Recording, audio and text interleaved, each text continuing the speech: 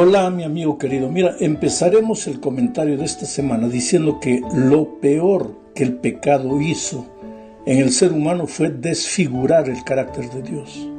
Porque cuando el hombre salió de las manos de Dios, reflejaba el carácter divino.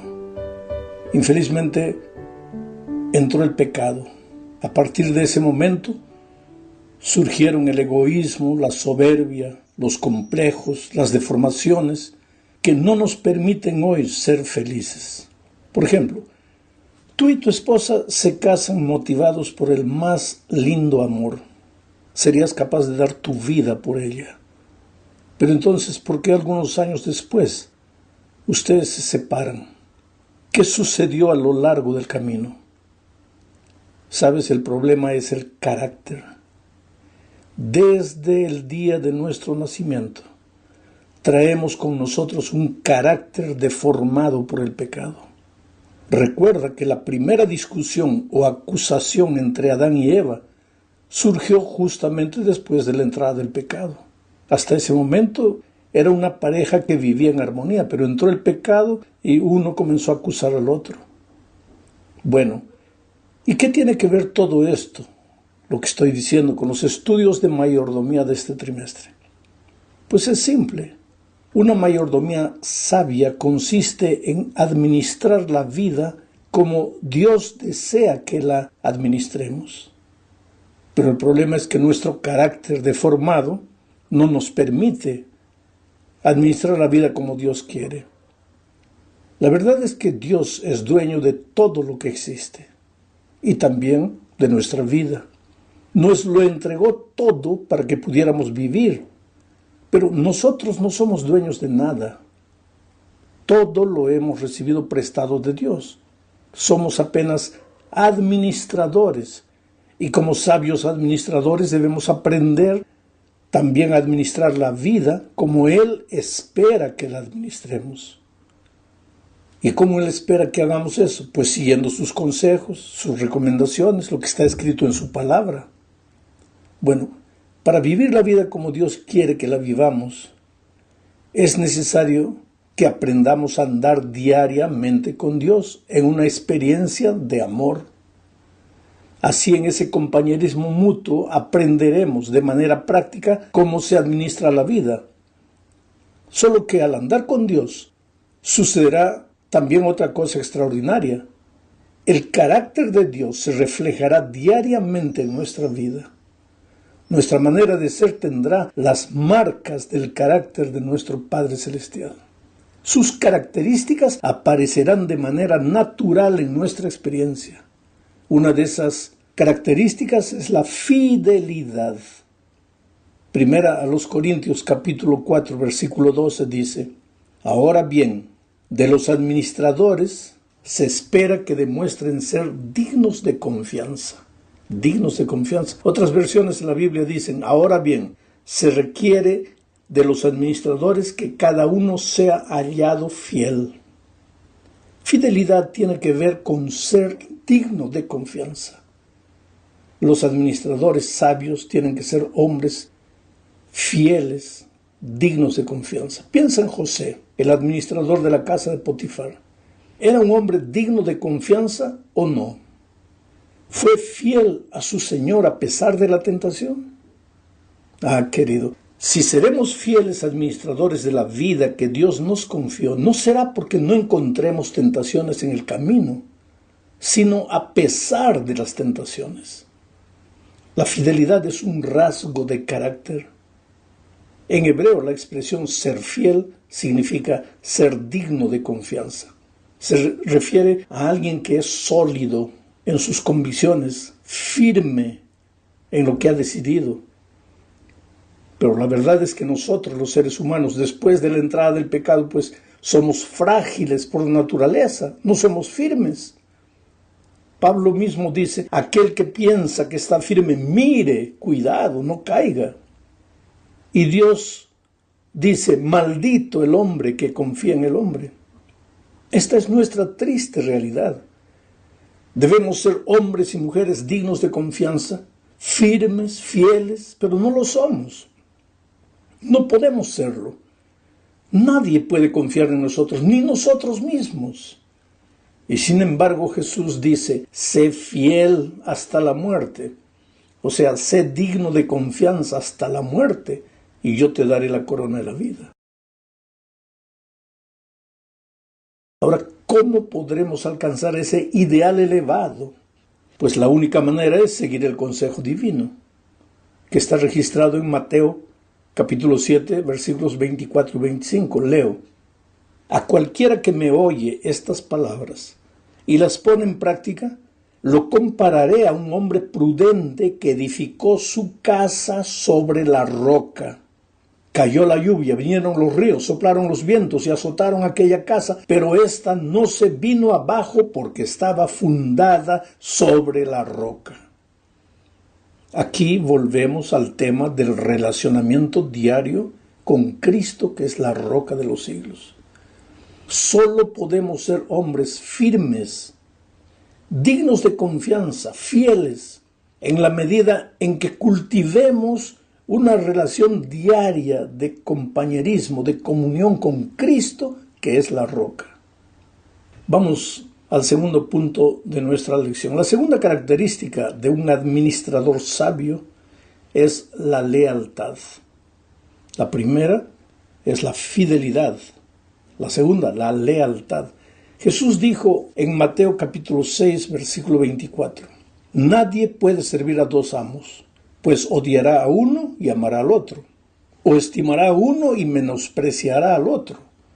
Ustedes no pueden servir a Dios y a las riquezas. Cuando existe una experiencia de amor entre dos personas, el resultado natural es la lealtad. Dos personas que se aman no se traicionan. Pero la lealtad no es un asunto de cerrar los ojos y esforzarse para no caer. Si usas tu disciplina propia, tu esfuerzo humano, más tarde o más temprano, por más que cierres los ojos, por más que te esfuerces, vas a caer. Recuerda que tienes una naturaleza pecaminosa y por lo tanto dependes únicamente de alguien que jamás haya caído, y ese alguien es la persona maravillosa de Cristo. Recuerda que Dios es un Dios celoso. Eso dice la Biblia. Esto significa que Dios no hace concesiones. Si Él dijo que es blanco, pues es blanco. No es más o menos blanco. Esto también significa que Dios no comparte su soberanía con nadie. Él es celoso. Y si somos sus siervos, necesitamos ser sus siervos y de nadie más. Un día, Dios le dijo a Salomón, y tú, Salomón, hijo mío, reconoce al Dios de tu padre y sírvele con corazón perfecto, con ánimo voluntario, porque el Señor escudriña los corazones de todos y entiende toda intención de los pensamientos. Si tú lo buscas, lo hallarás, pero si lo dejas, Él te desechará para siempre. Sírvelo con corazón perfecto, con todo tu corazón, con tu ser entero, no dividido, no un poco a Dios y un poco al Dios de este mundo, con todo tu corazón. Esto significa que la lealtad no es apenas un asunto de cumplir determinadas reglas, porque dice que Dios conoce el pensamiento y el sentimiento. Tú puedes cumplir todo y sin embargo no ser fiel a Dios. Esto es un asunto de fondo, no simplemente de forma. Recuerda que el Señor escudriña los corazones de todos y entiende toda intención de los pensamientos, le dijo Dios a Salomón. Esta es la razón por que el joven rico se fue y no regresó. Estaba dispuesto a cumplir las reglas, pero su corazón amaba al dinero. Estaba dividido, quería servir a Dios y al dinero al mismo tiempo. No se puede. Y Dios desea cultivar con el ser humano una experiencia de amor. Y cuando una persona ama de verdad, pues no necesita que la otra la esté vigilando para permanecer leal a la persona que ama. La lealtad, como el amor, debe ofrecerse libremente, o entonces no es verdadera lealtad. Un soldado muchas veces tiene que obedecer las órdenes de su jefe porque si no lo hace puede ser castigado. Este soldado quizá cumpla su deber, pero lo cumple por miedo del castigo. Esa no es la clase de lealtad que Dios pide. Observa el caso de Job, por ejemplo. Él no esperaba los eventos catastróficos que destruyeron a su familia, que destruyeron sus posesiones, su salud, nada de eso. Él nunca esperó eso. Y cuando todo eso llegó y parecía que Dios lo había abandonado, podría haber perdido la confianza, el amor y el compromiso. Pero su lealtad a Dios era una decisión inquebrantable de amor, con honestidad y sin miedo a alabar públicamente a Dios. Pronunció las famosas palabras registradas en Job capítulo 13, versículo 15. Aunque Él me matare, en Él esperaré. Quiere decir, su fidelidad en medio de la situación crítica fue la esencia de su lealtad. Esto significa que el cristiano leal lo es por amor y no solamente porque Dios le da muchas bendiciones. Servir a Dios, ser fiel a Dios, declarar amor a Dios cuando todo va bien, eso es fácil. Pero seguir amando a Dios, confiando a Dios, siendo leal a Dios en medio de las dificultades y de las adversidades de la vida, solo los verdaderos cristianos pueden hacerlo. Aquellos que cultivaron una vida diaria de compañerismo con Dios. Vamos a la tercera parte. Aquí veremos la tercera característica del mayordomo sabio. Esta tercera característica es una conciencia limpia. Infelizmente el mundo en el que vivimos, pues es un mundo que ha reemplazado la palabra de Dios por las preferencias humanas.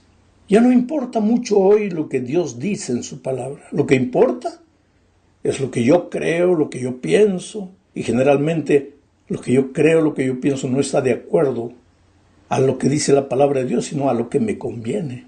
Esa manera de pensar de nuestro siglo se hace también realidad en la iglesia, porque la iglesia está formada por hombres y mujeres que viven en este mundo y no pueden evitar ser contagiados inconscientemente por las tendencias de afuera. Hay muchos dentro de la iglesia que creen que Dios no se importa mucho con sus actitudes porque, en fin, Dios los ama. Y es verdad que Dios los ama. Dios nunca va a dejar de amar a sus hijos.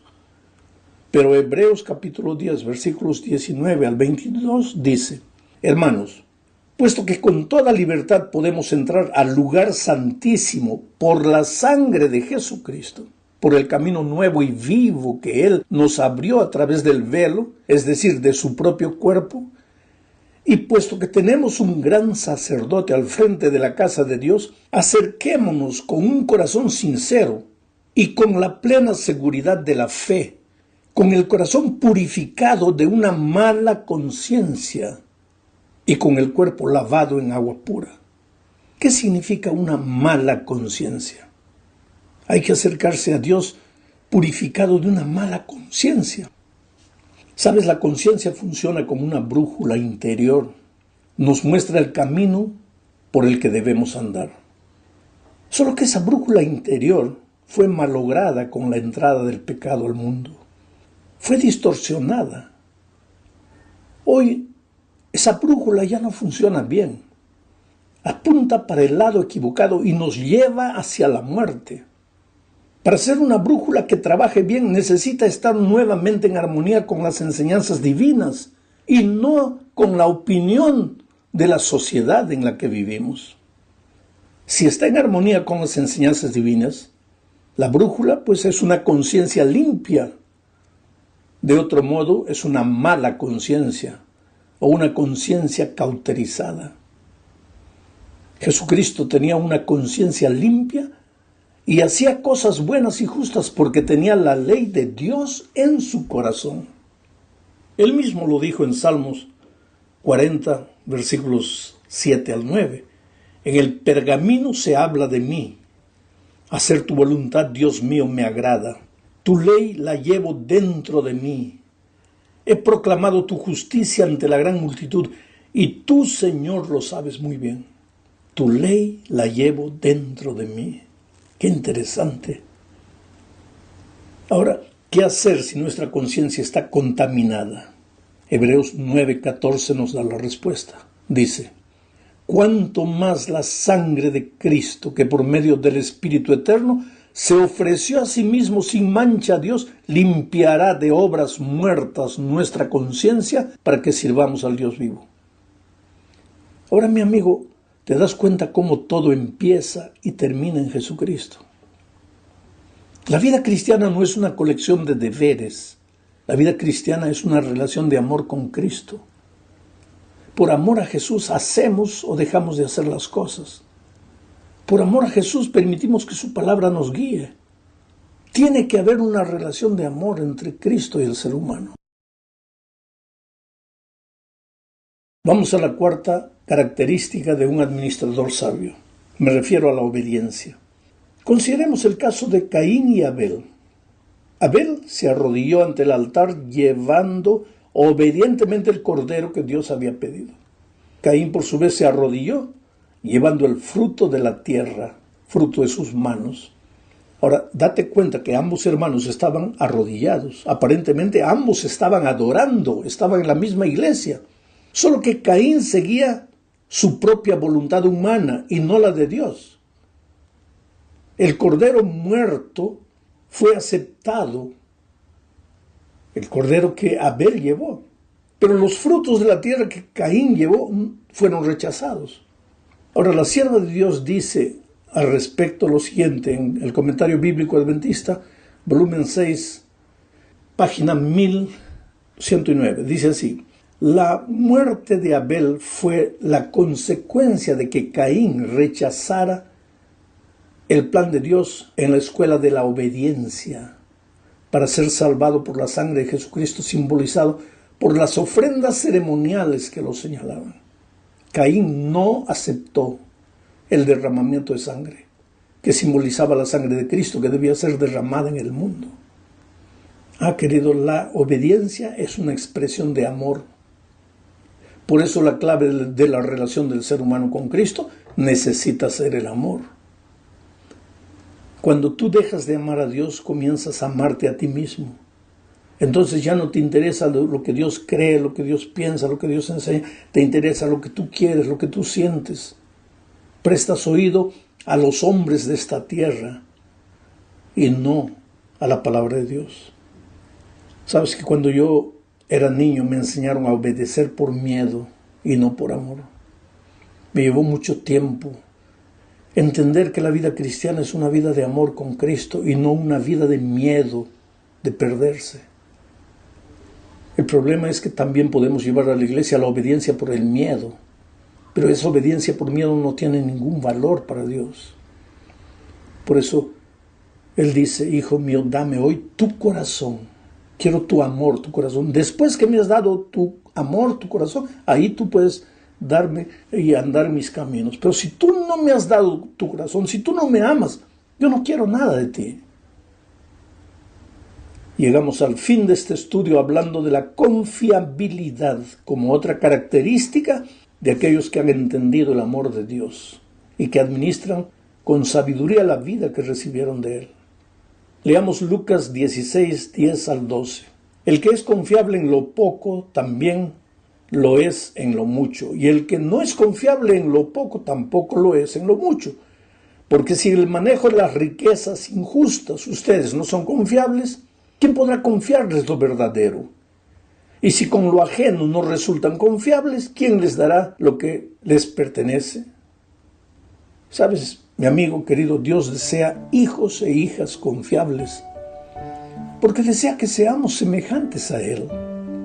La confiabilidad es algo que nuestros primeros padres perdieron cuando decidieron voluntariamente separarse de Dios e hicieron su propia voluntad. Ellos tenían todas las condiciones de ser obedientes y confiables. Habían sido creados en estado de perfección, pero ese estado de perfección demandaba la libertad y ellos usaron mal la libertad. Hoy nosotros ya estamos contaminados por la naturaleza pecaminosa, pero ese no es argumento para decir que no podemos ser confiables. La confiabilidad es una marca divina, es una característica de Dios que puede ser reproducida en los que caminan diariamente con Él. Pero para eso hay que andar con Él todos los días. Y ya estudiamos que andar con Él todos los días es estudiar su palabra, orar y buscar una persona y traerla a Jesucristo. Que Dios te bendiga ricamente.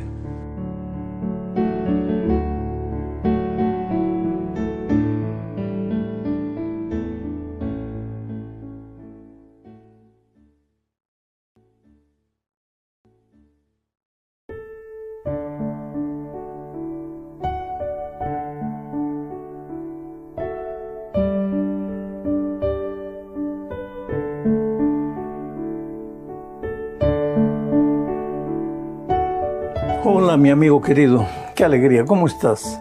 Algunos podrían decirme, sí, pastor, estoy bien, gracias a Dios. Otros sin duda están tristes, si no tienen lágrimas en los ojos, el corazón está llorando. Lo peor no son a veces las lágrimas que nos salen, son las lágrimas que nos salen, porque tenemos que esforzarnos para mostrarle al mundo que todo está bien cuando por dentro estamos sufriendo, estamos partidos, estamos llorando. Pero te digo una cosa, no te preocupes, tal vez la semana pasada las cosas no fueron bien para ti. Tal vez esta semana está todo oscuro, no ves luz, no ves salida para las dificultades que vives. Pero sabes, te voy a contar una experiencia. A veces aquí en la tierra está lluvioso, nublado, oscuro. Entras al avión y cuando el avión parte, alza vuelo. En poco tiempo atraviesa las nubes negras y allá arriba hay un cielo azul, un sol esplendoroso y brillante. Es decir, en esta tierra todo te puede parecer que está perdido, que está mal, pero no te desesperes. Si tú a través de la oración eres capaz de traspasar las nubes, vas a encontrar el cielo de paz que Dios te ofrece, aún estando en esta tierra. Cuando a través de la oración clamas a Dios, viene la paz que inunda tu corazón. Y tú con paz eres capaz de ver la salida que no veías.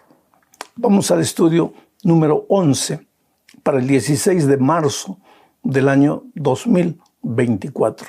El título es El anhelo de Dios en Sión. El propósito de la lección de esta semana es hablar de Sión como la ciudad de Dios.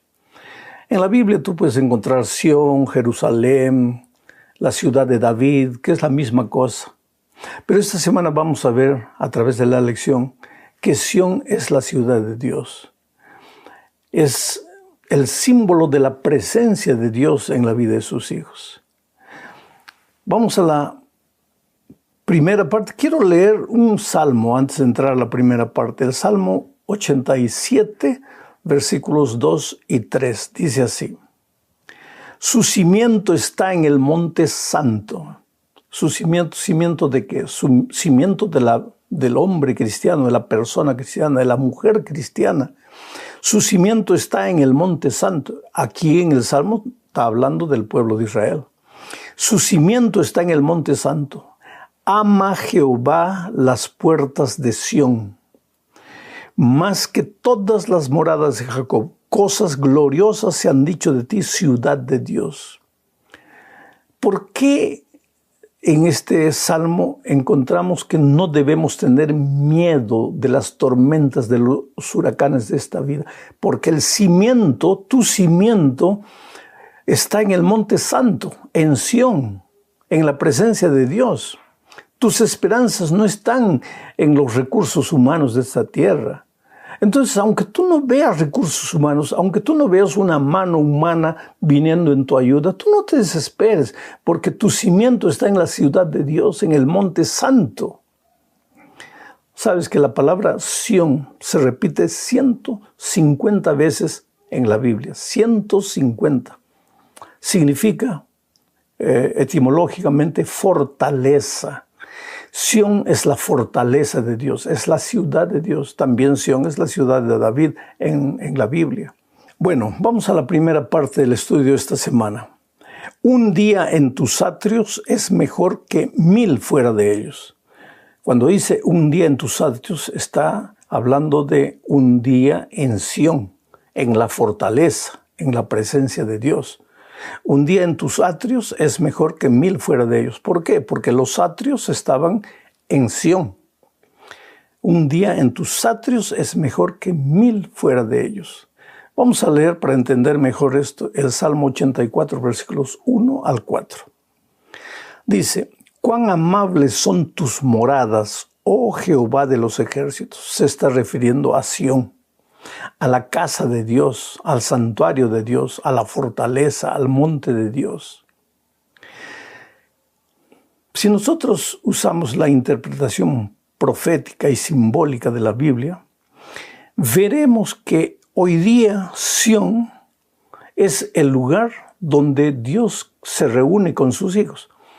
Porque en la Biblia Sión era el lugar donde Dios quería reunirse con su pueblo, llamaba a su pueblo de todos lugares para Sión. ¿Quieres descubrir dónde está Sión hoy?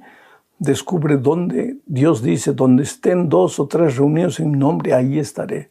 O sea, cualquier lugar donde el sábado el pueblo de Dios congrega para alabar a Dios es Sión, es la iglesia de Dios, es la fortaleza de Dios, es el santuario de Dios.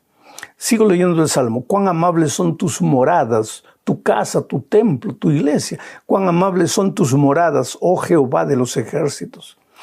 Anhela mi alma y aún ardientemente desea los atrios de Jehová. Mira, ya hay 2 sinónimos. Primero, las moradas de Dios. Ahora, los atrios de Jehová. ¿Y qué es todo esto? Es pues Sión, la ciudad de Dios. Sigo leyendo el Salmo.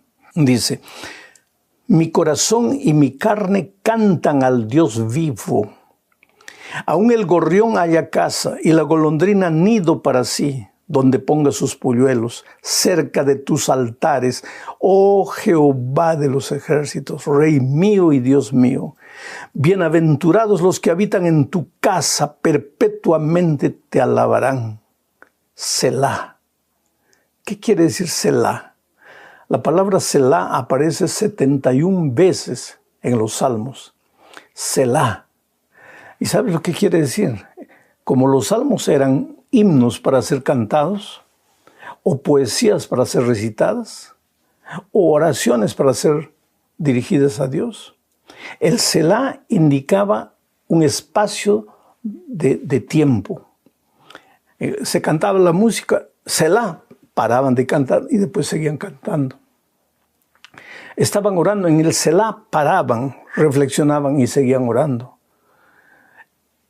Estaban declamando la poesía, en el Selah paraban, meditaban en lo que estaban diciendo. Eso quiere decir Selah. Bueno, en el Salmo aquí dice que hasta las golondrinas, hasta los pajaritos, cuando hacen sus nidos, buscan el techo de la casa de Dios para hacer sus nidos. ¿Cuánto más los seres humanos deberíamos hacer nuestra morada en la casa de Dios? Claro, no quiere decir que te vas a mudar, te vas a trasladar a la iglesia para vivir en la iglesia. No quiere decir eso. Lo que el salmista está enfatizando es el hecho de que Dios ha prometido estar en su santo templo. Jehová está en su santo templo. Calle de él, delante de él toda la gente. Ahora, si Dios está en su santo templo y él ha prometido eso, cada vez que tú vas a la iglesia, por favor, no estés preocupado en que si tu ropa ya te la vieron las otras veces, o que si te vas a encontrar con una persona que no te gusta, o si te saludan o no te saludan. Tú ve a encontrarte con Dios, no vayas a encontrarte con seres humanos, porque los seres humanos te van a fallar, te van a frustrar y no vas a querer ir más a la iglesia. Tú ve para encontrarte con tu Dios, porque mejor es un día en la iglesia, en la casa de Dios, que 1000 días fuera de ella.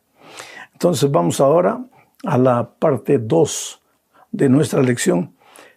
Y el subtítulo es Oren por la paz de Jerusalén. En esta parte me voy a detener un poco más. Vamos a leer y voy a ir comentando. Salmo 122, 1 al 9. Son 9 versículos, un poquito largo, pero vale la pena leer.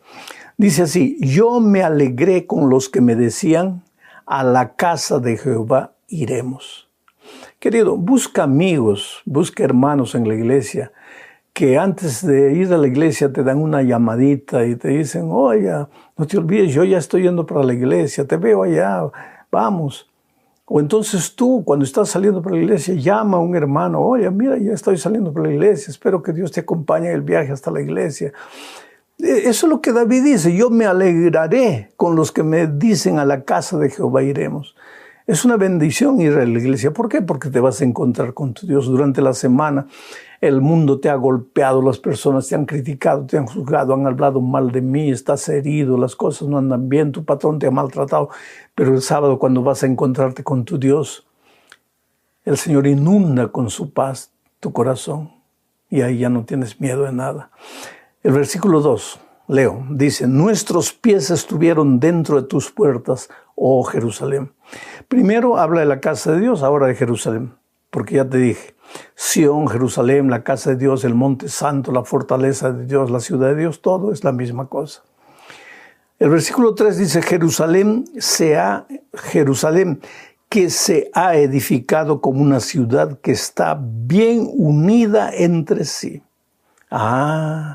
Una de las características de Jerusalén, de Sión, de la ciudad de Dios, del monte santo, de la iglesia de Dios en esta tierra, una de las características es que ha sido edificada bien unida.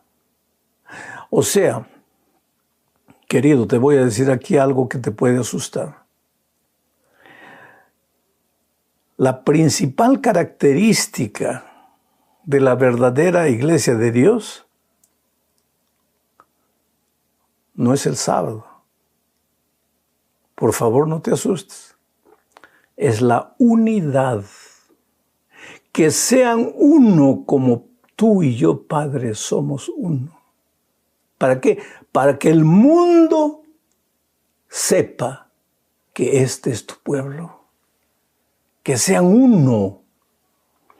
¿De qué sirve que tú creas en las 28 doctrinas cardinales de la iglesia? Si en la iglesia no hablas con uno, no hablas con otro, el otro no te mira, el otro no te saluda, no hay unidad, no hay espíritu de unión. ¿De qué te sirven las 28 doctrinas? Ahora, yo no estoy hablando contra las doctrinas. Eso es necesario porque vamos a ver en este mismo estudio que vamos a la iglesia a aprender de Dios, de su palabra. Y cuando aprendemos de Dios y de su palabra, lógicamente que encontramos el camino de Dios, la doctrina de Dios. Pero es que la doctrina no es la verdadera característica, sino la unidad. Un pueblo unido, un pueblo que transmita amor a las personas. Yo conozco mucha gente que ha entrado a la iglesia, especialmente ahora tenemos radios, emisoras por todos los lugares, tenemos televisoras transmitiendo el mensaje y mucha gente a través de la televisión, a través del internet mismo, a través de la radio, llega a la iglesia el sábado, pero cuando entra no encuentra amor, no encuentra unidad, no encuentra compañerismo, muchas veces se encuentra indiferencia. Y entonces dice, esta no puede ser la casa de Dios, esta no puede ser la iglesia de Dios, y se van. Por eso, tan preocupados como debemos estar en estudiar la palabra de Dios, en seguir las instrucciones divinas al pie de la letra, tenemos que estar preocupados en vivir el evangelio y ser una iglesia que transmita amor. Voy al versículo 24 de este salmo que estamos leyendo. Y allá, al monte, subieron las tribus de Jehová, conforme al testimonio dado a Israel para alabar el nombre de Jehová.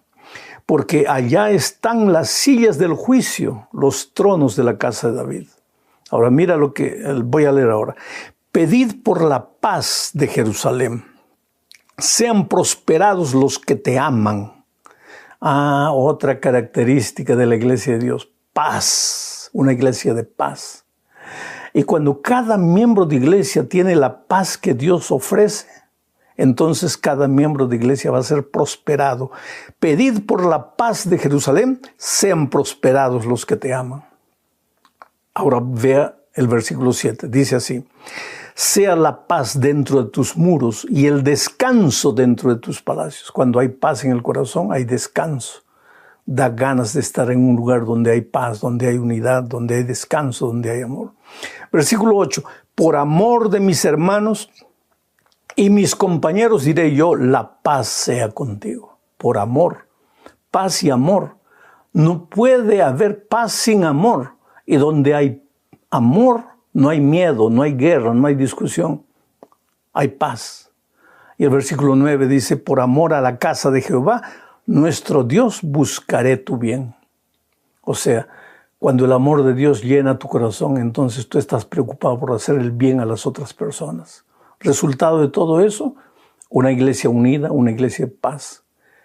El salmista quiere paz y unidad para Sión, para la casa de Dios, para la iglesia, para la fortaleza que Dios tiene para sus hijos en esta tierra. Llegamos a la tercera parte, hablando de Sión, el hogar de todas las naciones. Sión no es solamente para los que han nacido en la iglesia. Sión es para todas las naciones. Dice el Salmo 87, versículo 1 y 2, lo siguiente. Su cimiento está en el monte santo. Ama Jehová las puertas de Sión más que todas las moradas de Jacob. ¿Por qué se menciona puertas y no puerta? ¿No hay una sola puerta para entrar al templo, al santuario? ¿Y por qué se menciona puertas? Porque la ciudad de Jerusalén tenía 12 puertas. Y porque la iglesia de Dios debe tener muchas puertas. Y esas puertas siempre deben estar abiertas para las personas, para que las personas entren. Los pordioseros, los pecadores, los hipócritas, los mentirosos, los ladrones. La iglesia debe estar abierta para todos. No para acariciarlos en la cabeza y decir, hijito, eres un pecador, Dios te ama, sigue en tu vida pecaminosa. No, no, no. Las puertas deben estar abiertas para que reciban el amor de Dios, pero el amor de Dios transforma. La gracia perdonadora es también la gracia transformadora. ¿Qué hace de Sión un lugar tan apreciado para Dios? Interesante. Isaías 2 y 3 dice lo siguiente. Acontecerá en lo postrero de los tiempos que será confirmado el monte de la casa de Jehová como cabeza de los montes. Está hablando de Sión. Y será exaltado sobre los collados y correrán a él todas las naciones. Mira, correrán al monte Sión, a la iglesia de Dios, a la casa de Dios, gente de todas las naciones. Y vendrán muchos pueblos y dirán, venid y subamos al monte de Jehová, a la casa del Dios de Jacob. Y nos enseñará sus caminos y caminaremos por sus sendas. Esto es lo que acabo de decir. La gente de todas las naciones, las tribus, de todas las razas, de todas las filosofías, gente pecadora de todos los pecados, tiene las puertas abiertas de la iglesia de Dios y entra, pero entra con un clamor en tu corazón. Señor, estamos aquí para aprender, dice, y nos enseñará sus caminos y caminaremos por sus sendas. Porque de Sión saldrá la ley y de Jerusalén la palabra de Jehová. Oh querido, en Sión están las enseñanzas de Dios, que se resumen en los 10 mandamientos de Dios. Ve a la casa de Dios, busca la casa de Dios. La casa de Dios es donde se estudia la palabra de Dios, donde se presentan las instrucciones divinas, donde se vive el evangelio, pero también donde se encuentran las doctrinas de Dios, los caminos de Dios, la santa ley de Dios. El Salmo 87, 4 al 6 es otro salmo que necesitamos leer. Dice, yo me acordaré de Rahab, la pecadora de Jericó. Yo me acordaré de Rahab y de Babilonia entre los que me conocen. He aquí Filistea y Tiro con Etiopía. Este nació allá. Y de Sión se dirá, este y aquel han nacido en ella. ¿Dónde? En Sión. Pero mira, viene de Filistea, viene de Tiro, viene de Etiopía, viene de Babilonia, viene de Jericó, Rahab. Pero cuando llega a la iglesia de Dios, a la casa de Dios, a Sión, dice el versículo 5, y de Sión se dirá, este y aquel han nacido en ella, en Sión. Y el Altísimo mismo la establecerá. Jehová contará al escribir a los pueblos, este nació allí, en Sión. No importa de dónde hayas venido. No importa cuál haya sido tu pasado. No importa. El otro día yo encontré una persona que vivía atormentada porque en el pasado había participado de rituales satánicos y creía que para él no había perdón. Hay perdón, querido. Tú puedes venir de Etiopía, de Egipto, tú puedes venir de Babilonia, tú puedes venir de donde sea, de la filosofía que quieras, pero vienes a Sión para aprender, aprendes de las enseñanzas divinas, encuentras la ley de Dios, que es el reflejo del carácter divino, y entonces, ¿qué haces? ahí Dios dice, este nació aquí, en Sión. Pero ¿cómo? Nació allá, pero ese es su pasado, eso no cuenta. Nació aquí, en Sión. Porque tu vida comenzó cuando conociste a Jesucristo. Tu vida empieza cuando entras a la iglesia y te bautizas. El agua lleva a la multitud de tus pecados y cuando tú sales del bautismo naces para una vida nueva. Esa es la maravilla del amor de Dios. 3 veces en este salmo se menciona que las naciones pueden venir de donde sea, pero han nacido en Sión. ¿Por qué? Porque en Sión comienza tu vida. Vamos a la cuarta parte, no nos va a alcanzar el tiempo. Seguridad y paz de Sión. El Salmo 46 es uno de los salmos favoritos míos. El Salmo 119 es mi salmo favorito, el versículo 105. Pero el Salmo 46 también es otro salmo favorito mío. Dice, Dios es nuestro amparo y fortaleza, nuestro pronto auxilio en las tribulaciones. Por tanto, no temeremos, aunque la tierra sea removida y se traspasen los montes al corazón del mar, aunque bramen y se turben sus aguas y tiemblen los montes a causa de su braveza. ¿Qué es lo que está diciendo aquí? Dios no te promete en este salmo que en esta vida no tendrás problemas. Aquí hay aguas que rugen, hay montes que tiemblan, pero la palabra clave es aunque. Aunque a mi vuelta todo ande mal, aunque el país esté cayendo, aunque la economía esté fracasando, aunque haya guerras, aunque haya rumores de guerras, aunque me critican, aunque me persiguen, aunque me despidan del empleo, aunque me falte salud, aunque, esa es la palabra clave, aunque yo no tendré miedo. ¿Por qué? Porque mi refugio eres tú, oh Dios. Y ahí viene Selah, o sea, para ahora y piensa, reflexiona. Dios no te ha prometido que no habrá tormentas, pero aunque haya tormentas, tú estás seguro en los brazos del Señor. Después el versículo 4 habla del río, dice, del río sus corrientes, el Señor Jesucristo. Del río sus corrientes alegran la ciudad de Dios. O sea, ¿quién es el que pasa por el medio de la ciudad? Porque los ríos en las ciudades antiguas no pasaban por los costados, pasaban por el medio de la ciudad. Cuando se quería construir una ciudad, lo primero que se hacía era buscar un río para que el río pasase. ¿Por qué? Porque el río llevaba vida. ¿Quién es el río? El Señor Jesucristo. Y Él dijo que si tú aceptas a Él, lo aceptas, tú serás una fuente de agua viva. ¿Por qué? Porque tendrás al Señor Jesucristo en el medio. Jesús es el centro de la iglesia, el centro del mensaje, el centro del evangelio, el centro de las doctrinas, el centro de la santa ley de Dios es el Señor Jesucristo. Por eso el versículo 5 dice, Dios está en medio de ella, no será conmovida. Dios la ayudará. Al clarear la mañana, bramaron las naciones, tritubearon los reinos, dio él su voz, se derritió la tierra. Jehová de los ejércitos está con nosotros. Nuestro refugio es el Dios de Jacob, Selah. O sea, medita en todo esto. Y llegamos al fin de este estudio, hablando de lo inamovible que puede ser la iglesia de Dios, el cristiano, que edifica sus fundamentos en el monte Sión. Salmo 125, versículos 1 y 2 dicen, los que confían en Jehová son como el monte de Sión, que no se mueve, sino que permanece para siempre. Como Jerusalén tiene montes alrededor de ella, así Jehová está alrededor de su pueblo desde ahora y para siempre. Mi hermano, haz de Cristo el centro de tu experiencia cristiana.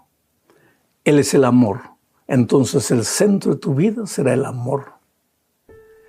Mirarás a las personas con compasión, con amor, con empatía, con misericordia. Tu vida será una vida que inspire. Las personas serán atraídas. Y si cada miembro de iglesia hace eso, la iglesia será un nido de amor. Y las personas de todas las naciones, de todas las filosofías, correrán para aprender de Dios, encontrarán la ley de Dios. Vivirán el amor, edificarán su vida también en el monte Sión, en la roca de los siglos, que es Cristo. Cristo y su iglesia en esta tierra. Un abrazo, que Dios te bendiga ricamente.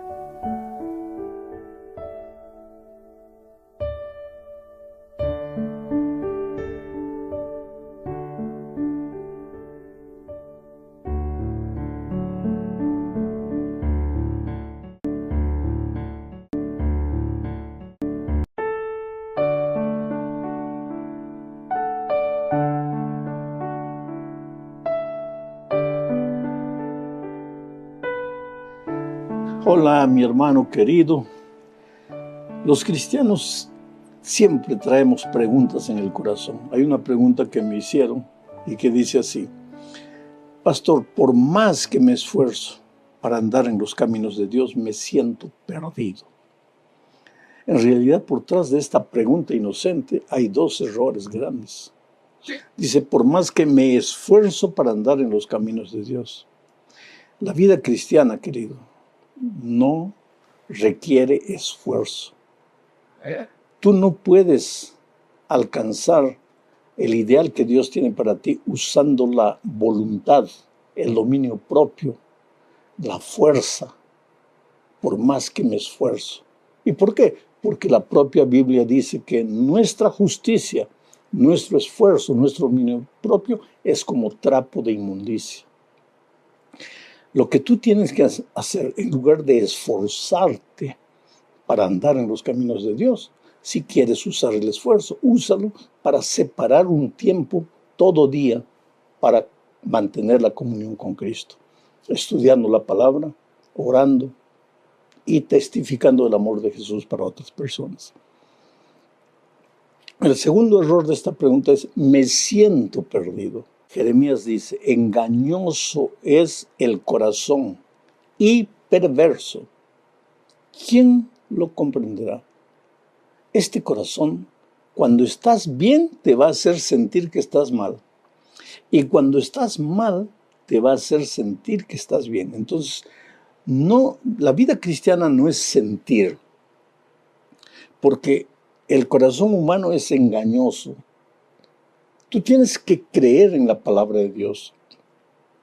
Y la palabra de Dios dice que si tú vives en comunión con Él, si tú andas con Él, si tú caminas con Él, si tú estás conectado a Él, los frutos van a aparecer. Los frutos, andar en los caminos de Dios, van a aparecer de manera natural.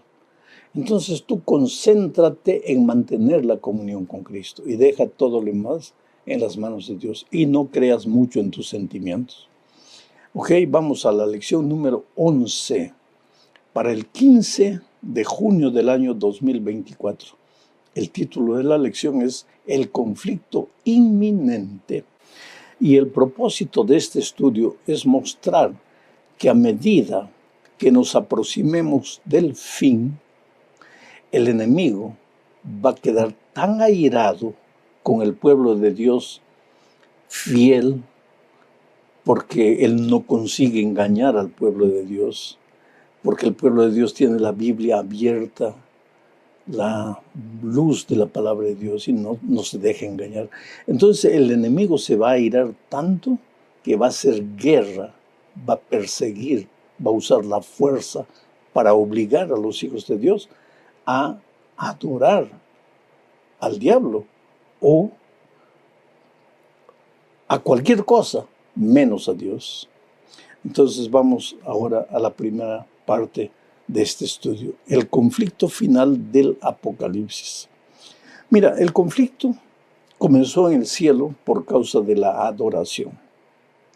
Lucifer se levantó y consiguió engañar a una tercera parte de los ángeles, haciéndolos creer que no deberían adorar a Dios ni obedecerle. Adórenme a mí, dijo, obedézcanme a mí. Acusó a Dios de ser arbitrario, dictador, tirano. Él prometió libertad. Él prometió que sería un líder diferente. Y con sus mentiras logró engañar una tercera parte de los ángeles. Ahora vamos a ver lo que dice Apocalipsis 14, 7 al 9. Pero leamos este texto con el contexto de que en el cielo el conflicto empezó por causa de la adoración. Ahora Dios levanta en los últimos tiempos a un pueblo especial, un pueblo fiel para predicar el evangelio eterno. Y mira lo que dice Apocalipsis 14, 7 y 9. Diciendo a gran voz, este ángel de Apocalipsis 14 se levantó diciendo a gran voz, temed a Dios y dadle gloria, porque la hora de su juicio ha llegado. y adorad a aquel que hizo el cielo y la tierra y el mar y las fuentes de las aguas. Y el tercer ángel lo siguió diciendo a gran voz: si alguno adora a la bestia y a su imagen, y recibe la marca en su frente o en su mano, él también beberá del vino de la ira de Dios, que ha sido vaciado puro en el cáliz de su ira. Hay dos cosas que hay que notar aquí. En el cielo, los fieles adoradores de Dios fueron 70%, pero hubo un 30% que escuchó los engaños, la seducción del enemigo y se fue con él. El gran conflicto era por causa de la adoración. No es que Dios quisiese ser adorado, sino que la adoración de sus hijos era una expresión, una revelación práctica del amor que existía entre Dios y sus hijos. Cuando ellos decidieron adorar a Lucifer, decidieron quitar su lealtad de Dios, su amor de Dios, y dirigir su amor hacia Lucifer. Comenzó el conflicto. El conflicto descendió a la tierra. Cuando Eva fue tentada, tuvo que decidir entre amar a Dios, ser leal a Dios, adorar a Dios, respetar su palabra, o seguir la voz de la serpiente y tratar de ser como Dios, porque eso fue lo que la serpiente dijo: si comieres serás como Dios. Desde aquel día el conflicto fue basado prácticamente en la adoración, en el amor a Dios, en la obediencia. Se formaron dos ejércitos: Lucifer por un lado, el Señor Jesucristo por otro lado. El tema era adoración, pero la adoración se relacionaba con la creación. Por eso el ángel de Apocalipsis 14 dice que debemos adorar a Dios, creador del cielo y de la tierra. Y por eso el diablo también dice que deben.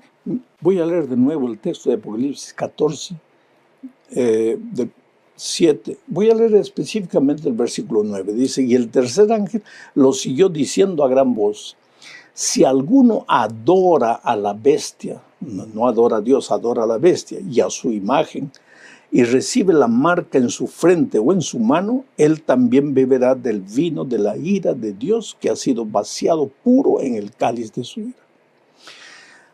Los que obedecen a Dios y adoran a Dios reciben la marca de Dios, el sello de Dios, que es el sábado, relacionado con la creación. Los que adoran a la bestia reciben la marca de la bestia y no creen en la creación o desfiguran la creación. Y si desfiguran la creación, pues no creen en el sábado, creen en cualquier otro día menos en el sábado. Entonces este asunto es mucho más serio del que a simple vista podemos imaginar. Cuando decidimos adorar a Dios en el sábado o en cualquier otro día, estamos decidiendo hacer la voluntad de Dios o hacer la voluntad del enemigo de Dios. Vamos a la siguiente parte de este estudio: la crisis venidera. Este es un asunto interesante. Vamos a estudiar el capítulo 13 del libro de Apocalipsis. En este capítulo 13 se presenta a dos poderes que sacudirán el mundo en los últimos días. El primer poder sube del mar y el segundo poder sube de la tierra.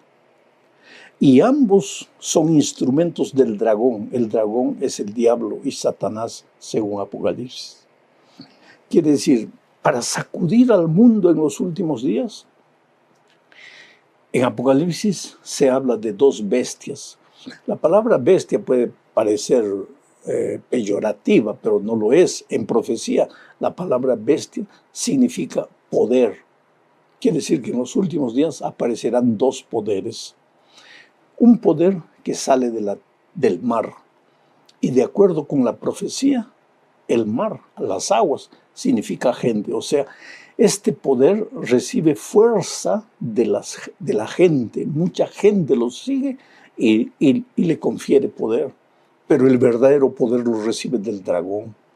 El dragón también permite que se levante otra bestia, otro poder que viene de la tierra.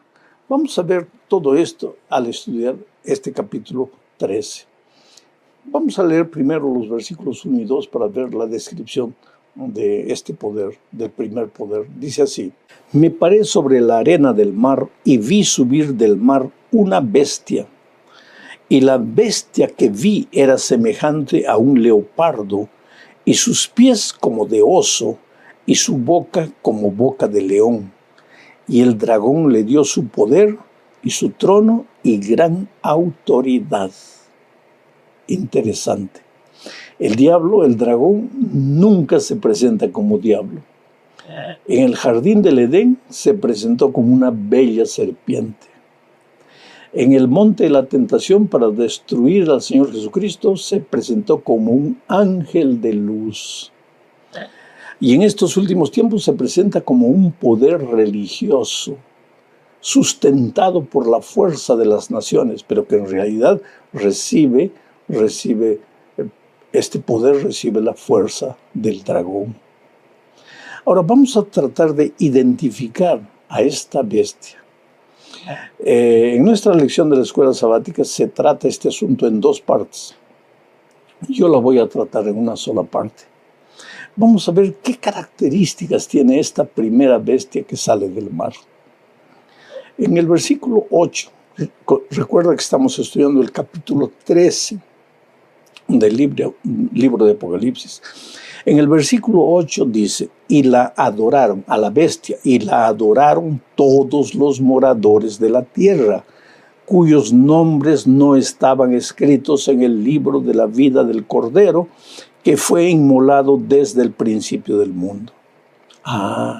Quiere decir que este es un poder religioso y que recibe la adoración de todos o de la gran mayoría de los seres humanos. Es interesante porque hay que pensar en las palabras. Dice: y la adoraron todos los moradores de la tierra, cuyos nombres no estaban escritos en el libro de la vida del Cordero. O sea, tú tienes dos opciones: o adoras al Cordero, al Señor Jesucristo, y tu nombre es escrito en el libro de la vida, o tú adoras a esta bestia, que es un poder religioso, y entonces tu nombre no estará escrito en el libro de la vida del Cordero. Segunda característica de este poder religioso. Versículo 7 dice: también se le dio autoridad sobre toda tribu, pueblo, lengua y nación.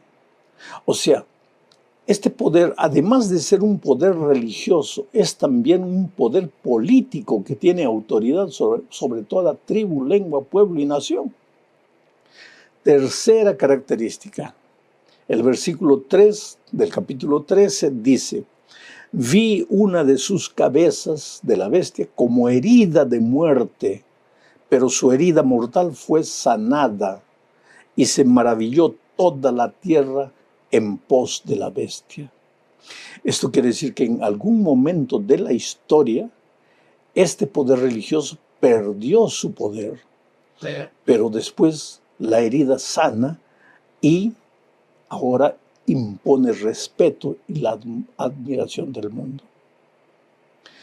Ahora vamos a la cuarta característica. El versículo 5 del capítulo 13 dice: también se le dio boca que hablaba grandes cosas y blasfemias, y se le dio autoridad para actuar 42 meses.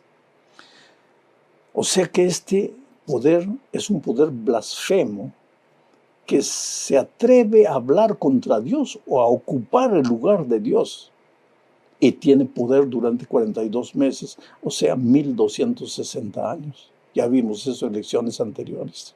La característica número 5 dice que este poder persigue al pueblo de Dios. Mira lo que dice el versículo 7. Se le permitió hacer guerra contra los santos y vencerlos por un periodo de tiempo, 42 meses. Sexta característica, el versículo 5 dice, se le dio autoridad para actuar por 42 meses.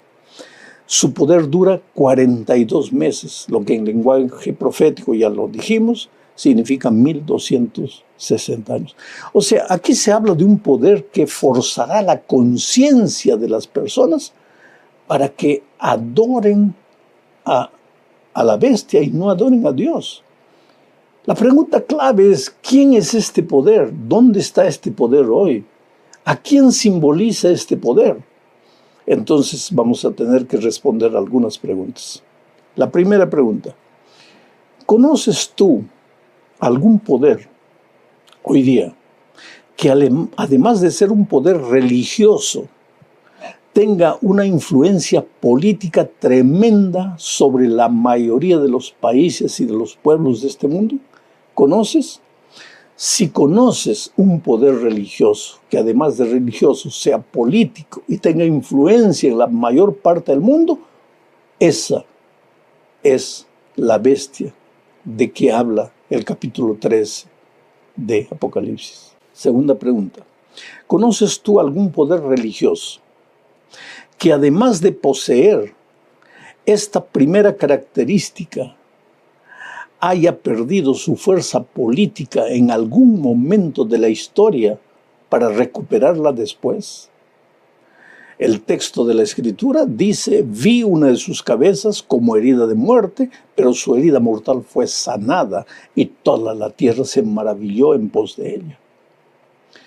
¿Conoces algún poder que en el año 1798 el líder de ese poder haya sido capturado por un general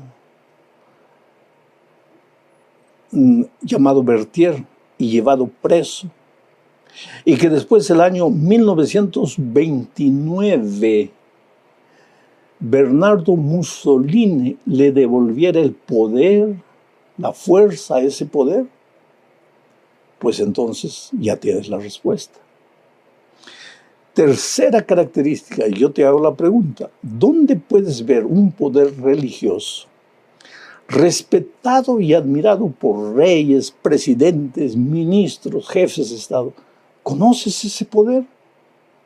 ¿Qué poder religioso es respetado? Pueden no creer en él, pero todos lo respetan. ¿Dónde está ese poder? En cuarto lugar, te hago otra pregunta. ¿Es posible que ese poder haya blasfemado alguna vez contra Dios? O en las palabras del profeta Daniel, haya tratado de cambiar los tiempos y la ley de Dios. Blasfemar es atreverse a colocarse en lugar de Dios, a querer cambiar la palabra de Dios. Y Daniel dice que ese poder intentó cambiar los tiempos y la ley de Dios. ¿Quieres encontrar ese poder? Abre la Biblia, Éxodo 20, lee la ley de Dios, los mandamientos de Dios. Y después, abre el catecismo y busca la ley de Dios y compara. ¿La ley de Dios es la misma registrada en la Biblia o han intentado cambiar la ley de Dios? Ese es el asunto. Quinta pregunta.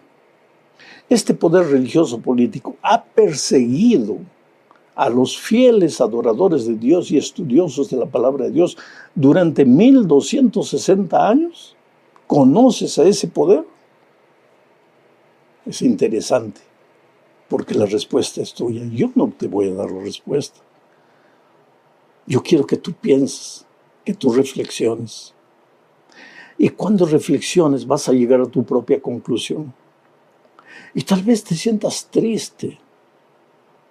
Pero entonces abre la Biblia y lee las características, capítulo 13 de Apocalipsis. No se habla de una iglesia, se habla de un poder religioso que tiene características políticas. Y las características ya vimos en el capítulo 3. ¿Dónde está ese poder? Entonces llega a tu propia conclusión. Llegamos al fin de este estudio hablando de la bestia que sube de la tierra. Está en el capítulo 13. Mira, la primera característica, versículo 11, dice, Después vi otra bestia que subía de la tierra y tenía 2 cuernos semejantes a los de un cordero, pero hablaba como dragón. O sea que este poder es un poder que comienza como un cordero, pero que termina hablando como un dragón. Vamos a ver eso más adelante. Segunda característica, versículo 12. Y esta bestia ejerce toda la autoridad de la primera bestia en presencia de ella, y hace que la tierra y los moradores de ella adoren a la primera bestia, cuya herida mortal fue sanada. O sea que este poder coloca su fuerza al servicio de la primera bestia. Tercera característica, versículo 13. También hace grandes señales, de tal manera que aún hace descender fuego del cielo y la tierra delante de los hombres. O sea que este es un poder que deslumbra con su tecnología, con las maravillas que hace. Cuarta característica, versículo 14.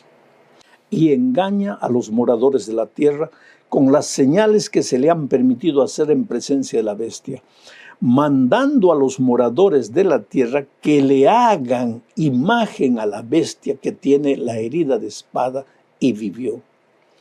O sea, querido, que este poder es un poder que, además de darle fuerza a la primera bestia, obliga a las personas a obedecer y a adorar a esta primera bestia. Otra característica más está en el versículo 16. Dice, y se le permitió infundir aliento a la imagen de la bestia para que la imagen hablase e hiciese matar a todo el que no la adorase. O sea, este es un poder que da fuerza a la imagen de la bestia. ¿Qué es la imagen de la bestia? Una bandera es el símbolo o la imagen de un país. ¿Cuál es la imagen de la bestia? Lo que simboliza el poder de esta bestia. ¿Qué es lo que simboliza a Dios, su señal, su marca, el sábado? ¿Qué es lo que simboliza a este poder religioso, lo que expresa su poder sobre la conciencia de las personas? Cualquier día que no sea sábado, tal vez el domingo. Este es un asunto que demanda mucha reflexión. Otra característica más está en el versículo 16 y 17, 2 versículos. Dice así, a todos, este poder hace que a todos, pequeños y grandes, ricos y pobres, libres y esclavos, se les pusiese una marca en la mano derecha o en la frente. Aquí está la marca. Y que ninguno pudiese comprar ni vender, sino el que tuviese la marca o el nombre de la bestia o el número de su nombre. O sea, va a obligar a las personas a recibir la marca de la bestia. Y si la marca de Dios, el sello de Dios es el sábado, tú puedes imaginar cuál es la marca de la bestia. Ahora, ¿quién es este poder? ¿A quién simboliza? Yo te hago algunas preguntas. ¿Conoces hoy un país poderoso que en los comienzos de su historia hablase como un cordero, creyese en el cordero, predicase al cordero, y que hoy, porque era una nación estudiosa de la Biblia, pero que hoy es defensora de la libertad de adorar a Dios de la manera que quiere? Quiere decir, este país se ha convertido en un nido de ideologías, de filosofías. ¿Conoces ese país? Es un país poderoso en el mundo. Segunda pregunta, ¿existe hoy un país poderoso que, habiendo tenido un origen cristiano, se fuera convirtiendo con el tiempo en una nación secularizada, de cierto modo cuna de toda clase de ideologías, filosofías que no pasan de la voz disfrazada del dragón? Tercera pregunta, ¿cuál es en este momento el país que le presta mayor apoyo, mayor fuerza a la primera bestia simbolizada en este capítulo? ¿Cuál? Cuarta pregunta, ¿cuál es hoy el país que deslumbra con su tecnología, con su poderío militar, y que la historia presenta como el único país que un día se atrevió literalmente a hacer caer fuego del cielo destruyendo 2 grandes ciudades. Quinta pregunta. Hasta aquí es fácil identificar este país, echando mano solo de las Escrituras, porque todas estas características se están cumpliendo de alguna manera. Pero el texto sagrado menciona todavía 2 características más. Este país escogerá un día de la semana como símbolo del primer poder mencionado en este capítulo. Y en segundo lugar, este país será el origen de un decreto de obligatoriedad de guardar ese día de la semana como homenaje al primer poder religioso de Apocalipsis 14. Vuelvo a repetir, todos estos pensamientos son para reflexión. Reflexiona. Reflexionar es leer, es meditar, es pensar. Muchas veces la reflexión te lleva al sufrimiento, al dolor, a llorar. Muchas veces te vas a agarrar la cabeza y decir, pero mi Dios, ¿es esto realmente así? Tienes la Biblia en tus manos. Lee. Yo tengo 2 libros escritos, quiere decir un libro, ¿no? El tercer milenio y las profecías del Apocalipsis. Ese libro fue reproducido bajo el título de El último llamado. Si puedes conseguir ese libro por ahí y leer ese libro, vas a encontrar en detalles la explicación de todo esto que hablé apenas en 20 minutos. Que Dios te bendiga, querido. Oro por ti. Tú eres una persona maravillosa, sincera. Yo no tendría el derecho de hacerte sufrir, pero la Biblia es la palabra de Dios. Y delante de la Biblia todos tenemos que reverenciarlo, inclinar la cabeza con reverencia y aceptar lo que Dios dice. Un grande abrazo, felicidades.